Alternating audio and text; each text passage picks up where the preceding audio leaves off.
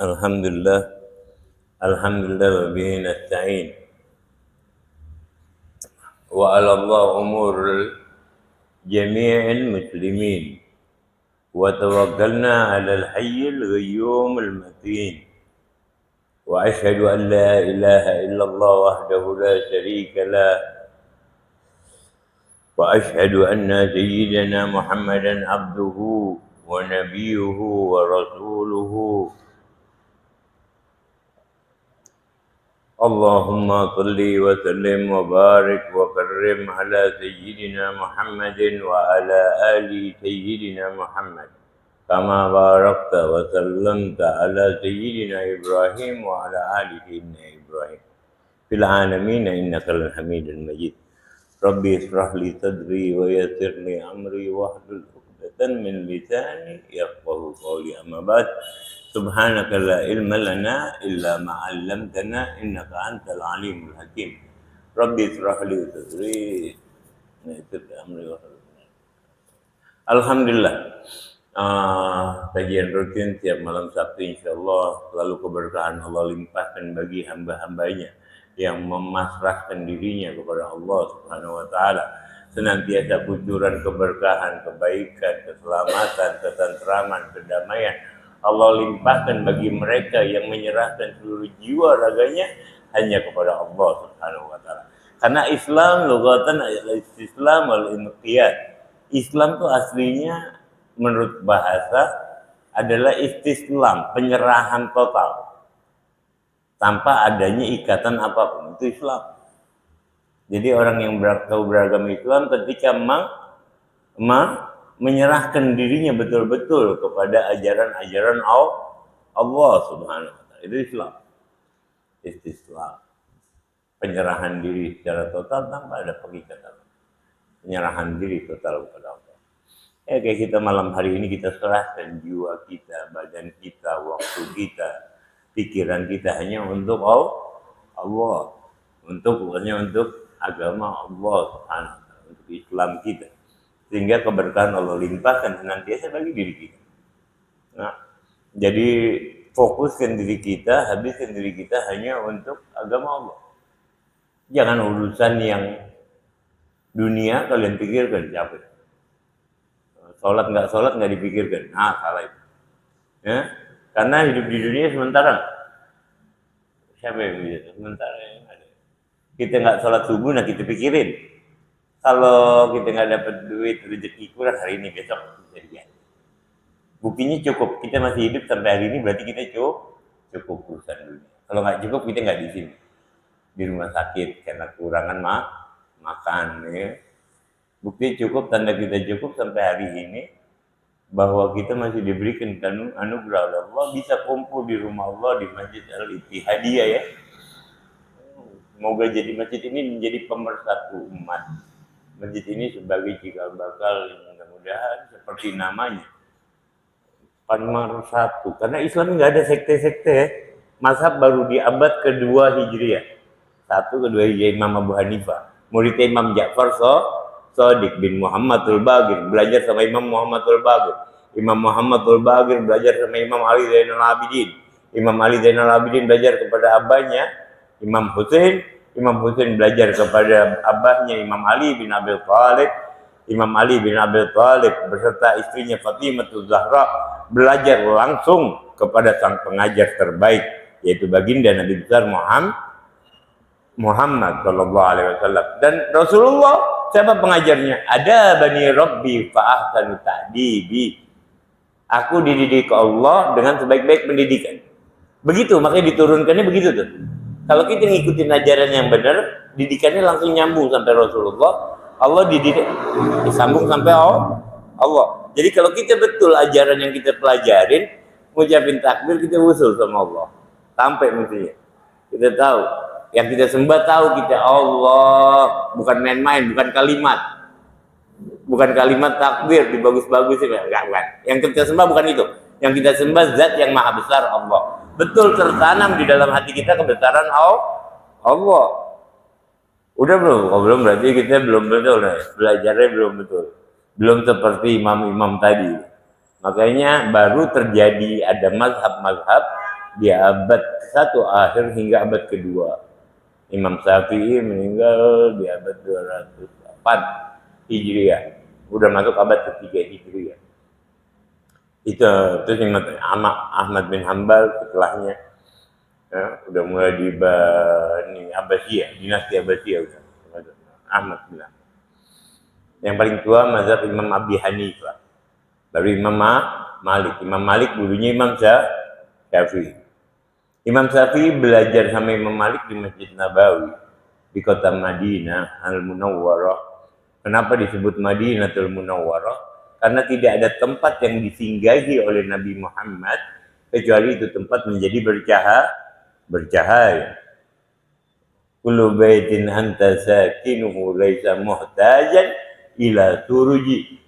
Setiap tempat yang ada Nabi Muhammad nggak perlu lagi lampu. Cahayanya sangat terang. Riwayat hadis an Aisyah radhiyallahu anha, diriwayatkan hadis dari Siti Aisyah radhiyallahu anha. Suatu hari Siti Aisyah malam-malam sedang menjahit, jarumnya jatuh. Malam lampunya habis lagi, lampu minyaknya habis. Nyariin tuh jarum nggak ketemu. Nggak lama masuk wajah termulia yang pernah dilahirkan di alam ini, Nabi Muhammad. Itu jarum yang kecil kelihatan berkat cahaya Nabi Muhammad. Allah di malam yang berpuluh. Nah, nanti kalau kita udah betul-betul, maka tadi gue sudah tadi. Ya Rob, jangan sampai kau pisahkan kami dengan kekeringan hati kami sehingga tidak dapat melihat keindahan dan keistimewaan Nabi Muhammad. Karena Nabi Muhammad hadir, di mana kita tempat kita hadir dengan Nabi Muhammad. Niat taklim karena kita ingin memperjuangkan ajaran Nabi Muhammad. Bukan karena kita pintar, kagak. Bukan karena kita alim, kagak. Hari ini kita dapat kesempatan, besok kagak. Kata Imam Ali, yang aku takutkan, yang aku khawatirkan, kata Imam Ali bin Abi Thalib. Tampilin, aku khawatirkan banyak di mana keyakinan hanya terbatas sampai pemikiran, tidak berlanjut kepada amal. Orang ahli ibadah yang mewarisi sifat kesombongan iblis, pezina yang menjadi figur yang diidolakan. Ini zaman Imam Ali udah memprediksi jauh-jauh hari. Orang yang tersenyum tapi hatinya mungkar. Ya, udah kita bahas kemarin. Tapi nggak apa-apa, kita ulang sedikit. Ya, jadi jangan sampai kita seperti itu. Ibadah karena Allah kasih izin sama kita. Allah mati kasih kesempatan. Kalau ngukur baik sama buruknya kita banyakkan buruknya. Sebagai hamba banyak ulangnya, tapi kita bersyukur masih dikasih kesempatan terus. Berarti Allah sayang. Kita didudukin di sini berarti Allah sayang. Kalau nggak sayang nggak akan laksana lisan ini berbicara, telinga ini dapat mendengar, kita dapat mau berkumpul di rumah Allah. Udah niat etika belum? Udah. Kalau mau pahalanya bagus, dinazarkan. Saya nazar etika di masjid ini selama saya duduk. Ucapin ya. Kalau nazar harus diucapkan. Baru niat dalam hati. Saya niat etika manzur Ramadan tuh fi hadzal masjid. Atau bahasa Indonesia nggak apa-apa niat. Saya niat etika yang saya nazarkan selama saya di ini masjid. Itu dapat pahalanya pahala fardu. Bayangkan. Makanya kalau amalan kita luar biasa. Kita bisa tembus sesuatu yang luar biasa hanya dengan amalan-amalan sedikit. Beda orang tukang beca dari sini mau ke Depok berapa jam? Dia naik sepeda. Kalau naik mobil sport bentaran nyampe. Apalagi jalanannya kosong. Apalagi pakai motor Bugatti yang gede. Sekali gas nyampe. Beda ya. Tergantung kita mau naik apa, menghadap kepada Allah, menghadap kepada Nabi Muhammad. Kita dikasih perangkat-perangkatnya. Kita istimewa. Umat akhir zaman istimewa. Umat Nabi Muhammad umat yang paling istimewa. Berapa banyak kemuliaan yang Allah berikan kepada kita. Dulu zaman Bani Israel nggak boleh dagang di hari Id mereka. Kita hari Jumat boleh dagang nggak? Boleh, nggak boleh dagang kalau udah azan, nggak boleh lagi dagang. Wazarul bay, tinggalkan bay, ya kan? Tapi hari Jumat pagi boleh nggak dagang? Boleh dagang. Hari Jumat boleh nggak? Fantasi malah disuruh, ya kan, menyebarlah dan mengambil rezeki. Tapi kalau umat terdahulu nggak boleh, Bani Israel nggak boleh. Sabtu nggak boleh dia dagang. Umat Nasrani Minggu nggak boleh mereka dagang. Dulu di zaman Nabi Musa. Dan dulu kalau mereka buat salah, Bani Israel itu di depan rumah mereka ada tulisannya. Paginya mereka bangun tidur, semua orang lihat. Fulan bin Fulan habis nyuri. Nah, Fulan bin Fulan pembohong ada di depan rumah. Nah, kita nggak bisa keluar rumah kalau begitu. Untung kita punya aib, masih Allah tutupi. Allah tutupi. Karena apa? Allah sendiri yang berfirman di dalam hadits qudsinya, katabat Rahman. Aku catatkan, aku tuliskan, aku panggilkan diriku sebagai zat yang maha pengasih. Makanya di dalam riwayat yang lain, sabaqat ghadabi rahmati. Di dalam hadis qudsi yang lain, Allah punya sifat pemarah. Ketika seorang hamba melakukan kesalahan, hamba itu merasa dirinya sebagai hamba, Allah memiliki kesempatan untuk mengampuni itu hamba dan untuk menghukum itu hamba. Tapi Allah telah mengklaimkan dirinya. Allah telah menetapkan dirinya bahwa kemarahan, rahmatnya, kasih sayangnya mendahului dari sifat marahnya, sifat murkanya. Allah sendiri yang berbicara. Allah yang mengklaim, mentasbitkan, menetapkannya bahwa sifat kasihnya jauh lebih didahulukan daripada sifat marahnya. Jadi itu hamba bikin salah, bikin salah kedua kali, besoknya datang lagi tuh hamba bikin salah lagi. Ya Allah, Rabbi firli. Dimaafin gak mau? Maafin. Sampai terakhir kata Allah, if'al masih, nah udah terserah itu buat. Yang penting masih ada unsur kehambaan dalam diri. Apa maksudnya unsur kehambaan? Nggak ada sifat iblis di dalam diri. Sifat iblis yang merasa aku hebat, aku bisa, aku jago, aku pintar, itu iblis. Dan iblis kelihatannya enak menarik. Orang bobo lucu, orang rapi, iblis gitu. Adam mau dibohongin sama iblisnya? Adam dibohongin sama iblis.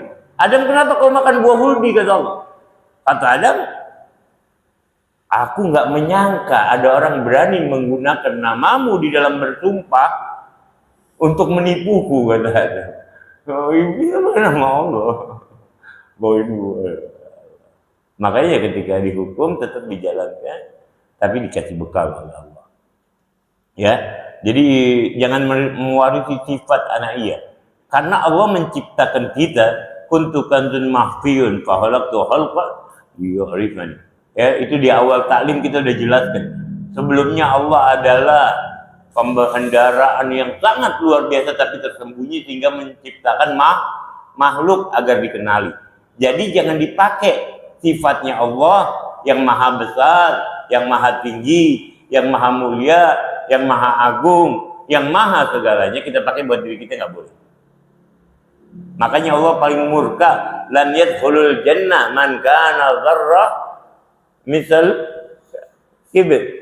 Ada sebesar biji zarrah aja sifat sombong di dalam diri kita. Saya mampu, saya bisa, saya hebat. Nggak bakal masuk surga. Na'udzubillah. Kenapa? Tapi mau bikin salah, nggak ada sifat sombong iblis, aman. Makanya bisa dikatakan, disebutkan ar-riya syirkul asghar. Ar-riya itu syirik kecil. Apa syirik kecil? Riya. Kita sholat karena orang, karena puji. Apa urusannya nanti jadiin orang Tuhan? Sholat buat diri kita juga, karena emang kita wajib sholat. Karena Allah pantas disembah. Allah ngasih kita suatu keistimewaan dalam keseharian kita banyak. Apa yang mau kita sustain nikmat dari Allah? Enta'du nikmat Allah la tusuh.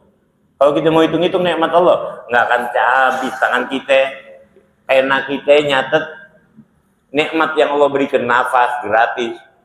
Tadi di jalan sambil balik, mata aja tuh berapa megapiksel tangkapan Allah. Dalam badan kita bisa seimbang ada 208 tulang yang menyangga ada 40.000 lebih saraf dalam tubuh. Ini luar biasa Allah ciptain kita bukan dan jadi khalifah fil ard agar kita menjalankan fungsi kita sebagai hamba dengan baik. Karena kita dikasih akal, dikasih akal. Dan akal ketika diciptakan sama Allah, Allah uji coba dulu, nggak langsung ditaruh di manusia, enggak. Diuji coba dulu.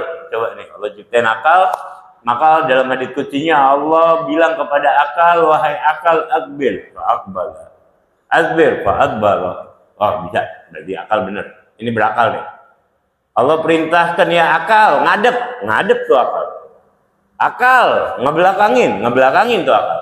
Oh, berarti pas dinamain akal. Taruh. Yang kedua Allah ciptakan kebodohan, Allah tes. Allah tes juga, Allah uji coba. Yang nggak nurut sama Allah kita doang manusia. Yang masih sering langgar. Makhluk yang lain diperintahin sama Allah sekali nurut. Coba sebutin iblis sekali doang melanggar. Habis gitu mana? Kalau nggak jadi iblis gitu. Makhluk yang lain, bumi, langit, segala macam nggak nurut semuanya kita minta. Yang nggak nurut kita doang. La zulmun kafir. Kita punya banyak kita. Tapi Allah jadiin kita khalifah. Jadi ketika ciptakan kebodohan juga begitu, Allah uji tes dulu. Uji tes dulu. Kebodohan, ngadep, dia ngebelakangin kebodohan. Disuruh ngadep malah ngebelakang. Ngebelakang, dia ngadep kebodohan. Dikasih buat hamba yang gak disukain. Allah kalau udah sayang hamba dikasih kepintaran akal yang sempurna. Kita udah sempurna belum? Al-Aqiyas kata Nabi Muhammad, bukan kata saya, kata Nabi Muhammad. Al-Aqiyas, orang yang cerdas, orang yang cerdik, orang yang pintar. Man amila lima ba'dal maut.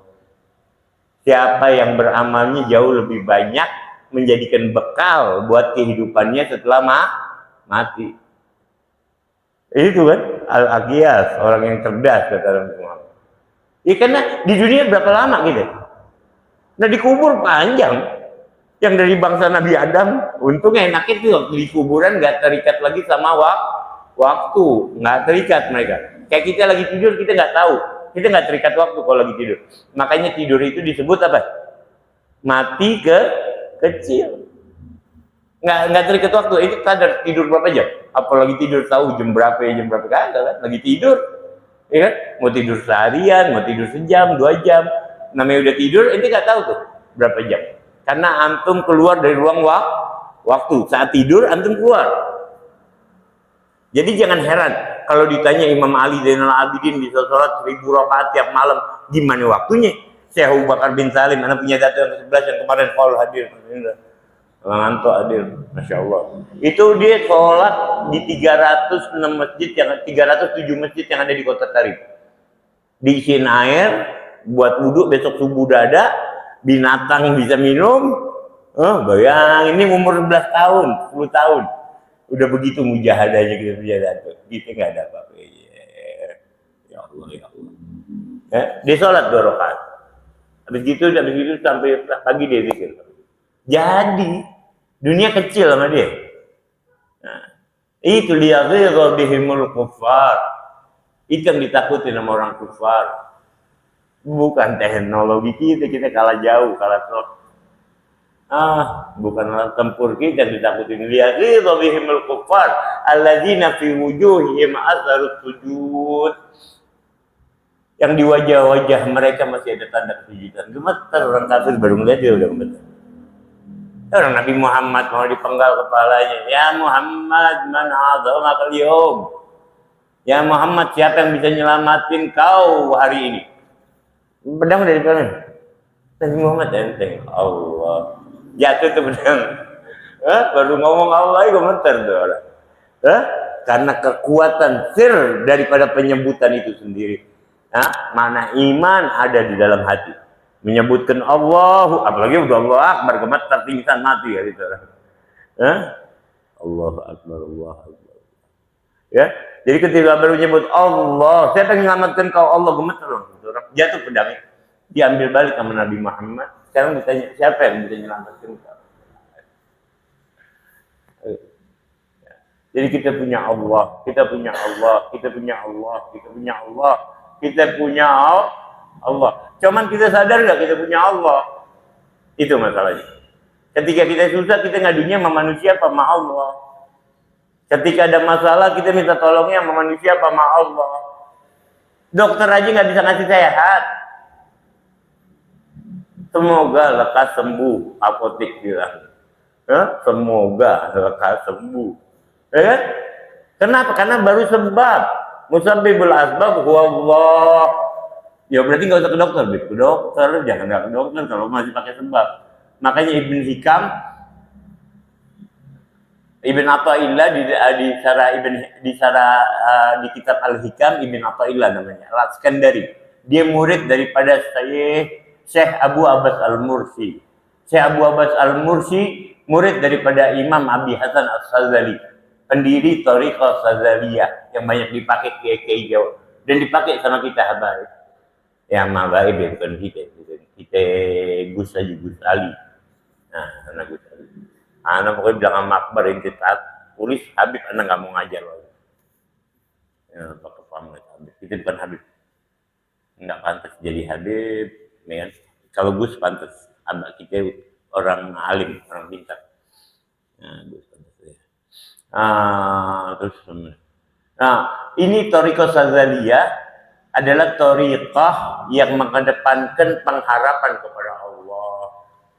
Ya, pendirinya Imam Abi Hasan As-Sazali, muridnya Syekh Abu Abbas Al-Mursi. Bukan dari golongan habaib, bukan dari golongan Ahlul Bait Syekh Abu Abbas Al-Mursi. Tapi murid kesayangannya, penerusnya. Bayang, dia sampai ketemu Rasulullah bukan mimpi.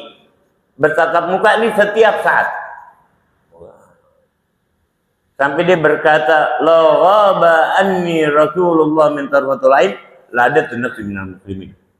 Seandainya Nabi Muhammad hilang dari kejapan mataku, aku nggak berani ngaku sebagai seorang muslim. Kata Muslim. Nah, kita nggak ngeliat-lihat Nabi Muhammad. Padahal wajahnya kita bilang paling terang, wajahnya paling mulia, wajahnya lebih terang dari matahari, wajahnya lebih terang dari bulan. Mana?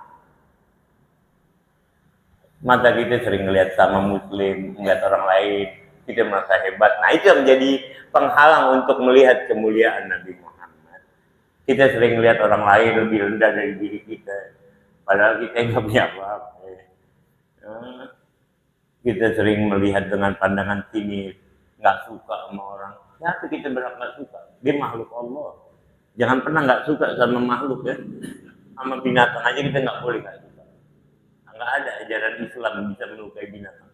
Nggak suka sama perilakunya ya, sama perbuatannya betul. Tapi kalau makhluk nggak ada Allah nyiptain makhluk jelek. Bahkan iblis sekalipun bagus tadinya. Iblis yang buat dirinya jelek. Manusia juga bagus, kecuali dia dikendalikan hawa nafsu. Jadi tergantung kita. Makanya konsep dan manusia coba dijauhkan di ini zaman dari konsepnya. Wah, itu mah ilmu tingkat tinggi. Kagak, ini ilmu dasar. Ma'rifatu illahi bistiqani. Nabi Muhammad kapan ngajarin sholat buat sahabat? Di Mekah ada ajaran sholat? Belum. Sampai setengah tahun sebelum hijrahnya Nabi Muhammad. Nabi Muhammad di Mekah berapa tahun? 13 tahun. 12 tahun ngapain aja yang diajarin Nabi Muhammad? Apa yang ditanamkan kepada hati-hati para sahabatnya? La ilaha illallah. La ilaha illallah. La ilaha illallah. Kapan peristiwa Isra Mi'raj? Setengah tahun sebelum hijrah. Berarti umur Nabi 52 tahun setengah. Ada bulan Rajab. Berarti sebelum itu belum ada perintah sholat. Apalagi puasa. Tahun kedua setelah hijrah. Zakat juga begitu. Haji baru di tahun keempat setelah hijrah. Lama ya. Jadi nggak ada puasa. Ya. Makanya waktu perang Badar di bulan Ramadan. Ya. Paham ya? Jadi belum ada. Sholat itu pun baru setengah tahun sebelum hijrah. Nabi hijrah di Rajab dipanggil dulu sama Allah dengan peristiwa Isra dan Mi'raj. Nanti kita jelasin pas peristiwa Isra. Nah, jadi di sini pentingnya kita mengetahui bukan hanya sekedar gerakan di dalam sholat kita, bukan hanya sekedar apa yang kita baca, tapi yang dilihat sama Allah apa? Hati kita. Innallaha la yanzuru ila suwarikum wa la ila ajsamikum walakinnallaha yanzur ila qulubikum. Allah nggak ngelihat gambaran luar bacaan kita, jisim kita pakai baju apa, sunnahnya kita pakai, ya oke. Ya kan? Hukum fikihnya kita terapin, karena bungkus kado. Kalau Anda selalu bilang bungkus kado. Fikih itu ilmu fikih, ilmu bungkus kado. Harus rapi kalau kita mau ngasih orang yang mulia aja kita mesti rapi, apalagi kepada zat yang maha mulia Allah kasih bungkus yang rapi. Itu ilmu fikih. Tapi apa dinilai berdasarkan ilmu fikih? Apa kado yang dikasih? Apa kado yang kita kasih? Kalau kita khusus sholat kita naik ke kado, ngadep Allah, giram Allah, paham? Makanya dibalas sebesar ukuran kehusuan kita. Al-Quran bilang apa? Inna sholat yanha anil fahsya'i wal munkar. Sungguhnya sholat mencegah perbuatan keji dan mungkar. Sendal di masjid habis Jumatan banyak hilang. Nah, mana sholat yang mencegah perbuatan keji dan mungkar?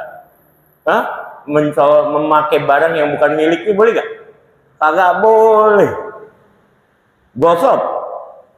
Kita taruh kaki kita di atas sendal orang yang kita kagak kenal. Haram. Islam bayangkan jaga hak orang lain kecuali kita yakin ridhonya. Kita taruh nih kaki kita di atas sendal orang lain, udah gosok menguasai hak orang lain hukumnya. Nyender duduk di sepeda motor orang lain, kita nggak kenal tuh orang. Kalau kita nggak yakin diri, kita sama aja mencuri gosok. Haram numpang duduk doang bentar, nggak boleh, izin namanya punya. Sendal di masjid gimana itu? Kalau kita jangan diinjak kalau kita nggak kenal. Makanya di sini dibilang kita tazkirun nas, sambungannya Al Habib Hasan bin Shalih Al Bahar. Ini salah satu murid Habib Sahibul Wadil Ahbab. 4 murid teristimewanya yang pertama Al Habib Tahir bin Husain bin Tahir. Kakaknya Al Habib Abdullah bin Husain bin Tahir, pengarang Qasidah Ya Arhamar Rahimin, pengarang kitab Al Majmu', ya kan? Yang kedua murid yang teristimewa ini berdasarkan umur Habib Ahmad bin Umar bin Sumaid, yang ketiga Habib Abdullah bin Husain bin Tahir, pengarang Qasidah Arhamar Rahimin di Mesir. Habib Tahir bin Husain bin Tahir dulu suruh ngangkat pedang, tak ada bahaya lagi. Karena waktu itu Yaman dikuasai oleh pemimpin di Hadramaut, ngangkat pedang. Tapi kondisi sampai dapat penghargaan karena dia menciptakan kedamaian. Habib Tahir bin Husain, kakaknya alim. Mereka tuh saking jaga waktunya, Habib Abdullah baca kitab, Habib Tahir makan. Ini kakak beradik, bedanya 10 tahun. Kakaknya baca, adiknya makan. Gantian, adiknya makan, kakaknya baca kitab, saking jaga waktunya. Ponakannya namanya Habib Abdullah bin Umar bin Yahya dari Mekah. Jadi ini paman dari pihak ibu. Lagi malam pengantin, ini paman dua iseng naruh di kamar pengantinnya Habib Abdullah bin Umar bin Yahya kitab yang dia belum pernah lihat. Akhirnya tuh malam istrinya agak dipegang, dia mau baca itu kitab sampai pagi. Lihat, kalau lagi asik sama buku. Beneran kisahnya. Jadi istrinya nggak disentuh malam pertama loh. Iseng pamannya. Jadi sebelum masuk kamar ditaruh kitab satu. Habib Abdullah bin Umar begitu mau masuk kamar ngeliat ada kitab baru. Karena belum baca. Akhirnya baca sampai pagi, istrinya dibiarin. Lupa bukan sengaja. Dia tahu hak.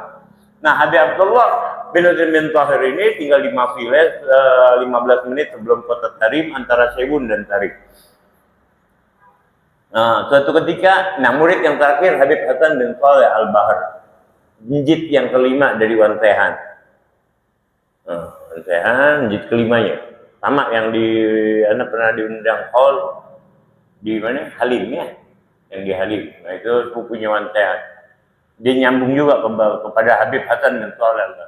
Yang anak bilang waktu pas di acara ada Syarifah itu. Nah, ini ada darahnya Habib Hasan bin Shalih. Emang betul ada darahnya. Habib Hasan bin Shalih dia punya karomat luar biasa. Bahrut sangat terang. Dia bisa tahu inti habis ngapain aja tuh kayak TV. Bisa kayak. Bukan ngetes. Jadi suatu ketika Habib Hasan bin Shalih Al Bahar, padahal lebih muda daripada Habib bin Husain bin Tahir. Ini cerita terakhir, maaf, dikit. Masuk kamar mandi karena di tempatnya Habib bin Husain bin Tahir, dia tahu sendalnya punya Habib bin Husain bin Tahir. Dia berani pakai karena dia yakin temennya riba. Selesai itu dia ngomong, tapi lihat adabnya. Abdullah, tadi anak pakai sendal antum ketika mau masuk kamar mandi. Masuk kamar mandi pakai sendal apa kagak? Kagak, itu takut rumah inti becek ya. Jangan pakai sendal, sunahnya pakai penutup kepala. Ntar baca-baca nih gitu ya. Ya pakai sendal ya, sunnah. Masuk kamar mandi pakai sendal. Jangan nggak pakai sendal, masuk sholat. Ya sunnahnya sunnah. Dan sunnahnya sangat dikuatkan. Kata Habib bin Husain bin Tahir, tahu sendalnya habis dipakai adik kelasnya padahal Habib Hasan bin Shalih. Jangan taruh situ lagi. Ente simpan, ente taruh lemari. Karena habis pakai Habib Hasan bin Shalih. Wallah, saking menghargainya sakingannya.